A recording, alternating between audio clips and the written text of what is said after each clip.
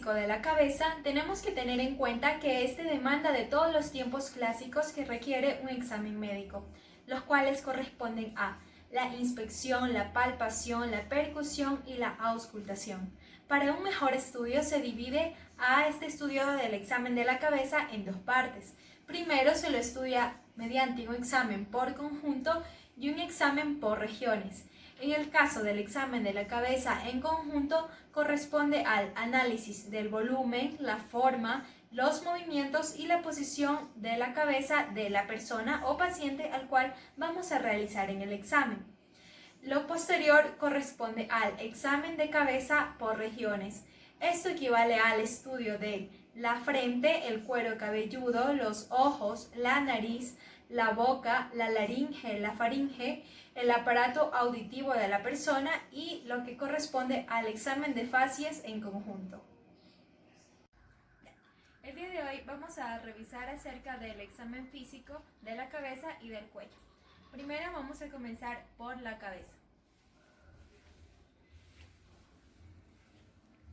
Para el examen de la cabeza, en conjunto, vamos a tomar en cuenta la posición, que en este caso debe ser una posición central normalmente. La cabeza puede estar inclinada hacia atrás, como en la meningitis. El volumen y la forma. Lo mismo debe ser normocefálica ovalada y en el caso de movimientos debe presentar movimientos voluntarios normales, como en el presente caso que tenemos. Para revisar el cuero cabelludo debemos tener en cuenta los siguientes aspectos: color, consistencia, presencia de lesiones o ausencia de las mismas, secreciones y la higiene que posee la misma. En el color normalmente va a ser blanquecino con una consistencia lisa sin presencia de lesiones ni secreciones y higiénica. En el caso de la frente, debemos tener en cuenta que las arrugas de la frente son parte de la expresión psicológica de las facies y son muy propias de cada persona. Debemos tomar en cuenta términos como amplitud, convexidad y además las cejas, que limitan la frente en su extremo inferior y son parte importante de la estética facial de la persona, teniendo en cuenta que éstas deben tener simetría.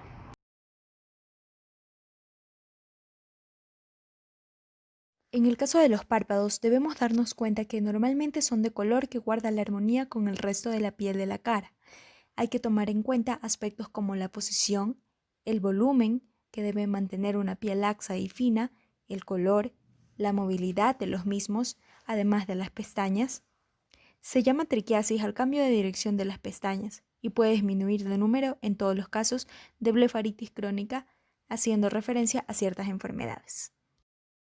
Para examinar el globo ocular en conjunto, empezamos por la tensión ocular. El procedimiento consiste en hacer cerrar los ojos al enfermo, luego con los pulpejos de los dedos índice y medio se ejerce una ligera presión con uno y de otro dedo alternadamente. De esta manera el examinador sentirá en sus dedos una sensación de renitencia. Para el caso de los movimientos oculares, vamos a tener que colocar frente a la mirada del paciente, pero por lo menos a 30 centímetros de distancia en sus ojos, un objeto que le sea fácilmente visible, por ejemplo, un lápiz. Se le ordena entonces que le siga con la mirada mientras el médico desplaza el objeto hacia un lado, después a otro, luego hacia arriba, hacia abajo y por último oblicuamente. Mientras se realiza esto, el médico va observando cuidadosamente si los movimientos son simétricos, continuos, completos, hasta los respectivos extremos que se propone. La rótica normal es una capa muy poco elástica que resiste la tensión intraocular y permite la conservación de la morfología del ojo. En el caso de la córnea es por lo general redondeada, lisa, brillante y transparente y constituye el extremo anterior del ojo y está unida a la esclerótica en el limbo. Vamos a ver lo que es el iris y la pupila. El iris es un músculo circular que, como un telón, cae delante del cristalino por detrás de la córnea. Está pigmentado, lo que le da el color a los ojos de la paciente. En la pupila tenemos que identificar qué color posee, es por lo general negra, como en el caso de la paciente. La forma, tenemos que también analizar lo que es el tamaño de las pupilas. Aquí estamos observando cómo el color de la pupila de la paciente es negro, está en número de 1 por cada ojo. En el caso del ictus fisiológico, iluminando tangencialmente el ojo con una lámpara, se observa cómo la pupila se contrae y se dilata tenuemente como si latiera. Además, debemos analizar lo que es el reflejo a la luz, el reflejo consensual, el reflejo a la acomodación y la acomodación y convergencia respectivamente, lo cual, en el caso del reflejo a la luz, pedimos al paciente que cierre los ojos, luego de unos instantes se le ordena que los abra e inmediatamente se hace incidir rayos de luz sobre el mismo. Para el análisis del cristalino necesitamos del uso de una linterna simple o con el oftalmoscopio, y cuando se trata de una catarata se verá a través de la pupila una zona de color grisáceo que corresponde al cristalino opaco. También analizamos el fondo del ojo con la ayuda del oftalmoscopio, lo cual va a revisarse lo que es la papila óptica, las arterias y venas, la mácula, la retina, la periferia del fondo de ojo. Y además de eso realizamos lo que es el examen funcional, que corresponde a la agudeza visual, al sentido cromático y al campo visual respectivamente.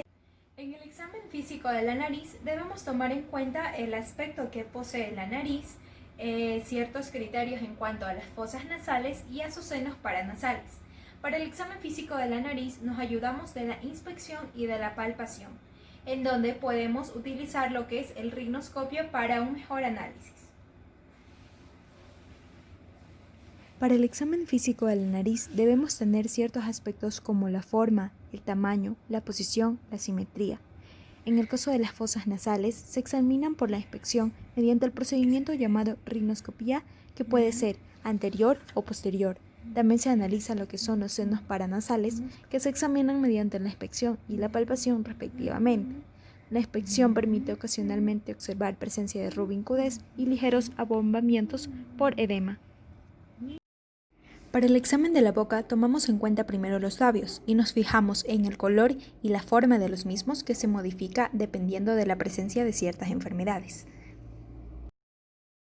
Para examinar la mucosa de los carrillos y encías, el procedimiento es sencillo. Solo se requiere de un bajalenguas y una lámpara de bolsillo para proceder a la inspección.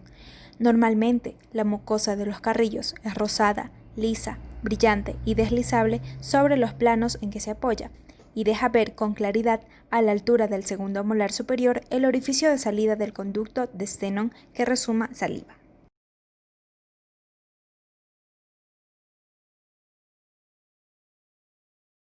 Para el examen físico de los dientes hay que tener en cuenta que se hallen en un número de 32 y el caso de caries dentales puede ser causa de gingivitis, estomatitis, faringitis, entre otras anomalías o enfermedades del paciente.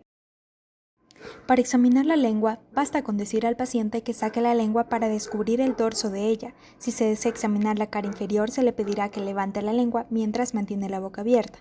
Examinaremos profundamente o progresivamente lo que es la humedad, el tamaño, el aspecto, la movilidad, el aliento, el sentido al gusto.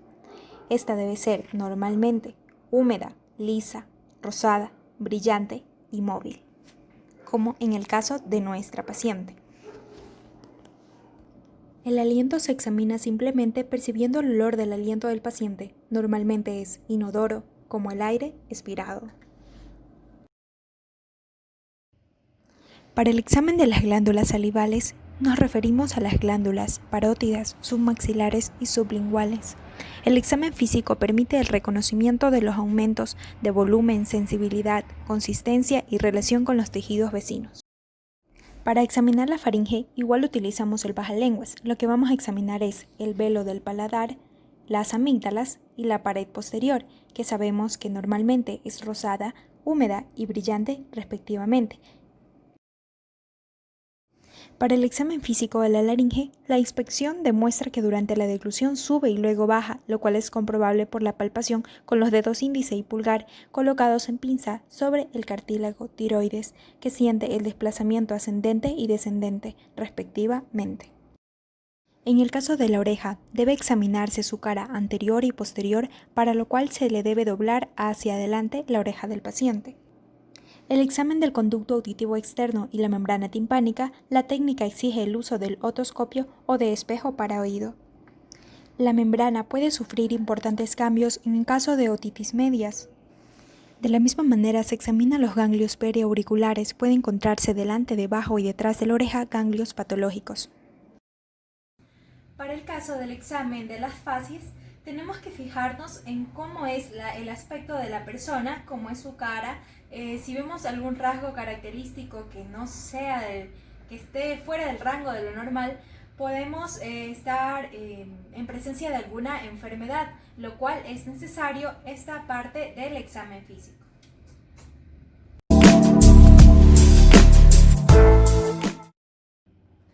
En el caso del examen físico del cuello, el mismo demanda de gran importancia a nivel de diagnóstico de diferentes enfermedades, por lo cual este carga mucha relación con lo que es el aparato cardiovascular, respiratorio, digestivo, endocrino, muscular, óseo, entre otros aparatos que nos pueden predecir de ciertos aspectos importantes en cuanto a enfermedades de nuestro paciente. Para el examen del cuello necesitamos ver ciertas características generales que nos ayudan a la identificación de ciertas enfermedades. Para el examen del cuello en conjunto, vamos a tener en cuenta los siguientes aspectos: forma, movimientos, los cuales cuando el médico ordena al paciente que flexione, extienda, gire hacia la derecha o izquierda, incline hacia la izquierda o derecha y luego rote la cabeza como para describir una circunferencia, la simple inspección estará indicando si estos movimientos son normales o están limitados. Además, debemos tomar en cuenta lo que son las fosas supraclaviculares y supraesternal. De la misma manera, el piel, su color guarda relación con la del resto del cuerpo. Y así vamos observando los diferentes aspectos a tomar en cuenta dentro de este examen. Para el examen del cuello por estructuras, lo primero a tomar en cuenta es el músculo. En el tortícolis, el músculo esternocleidomastoideo se lo ve contraído, tenso, duro y doloroso, pero en el caso de nuestra paciente está en condiciones normales. El cartílago tiroides se lo ve y se lo palpa en la parte media del cuello, asciende durante la deglución y luego desciende a su situación normal.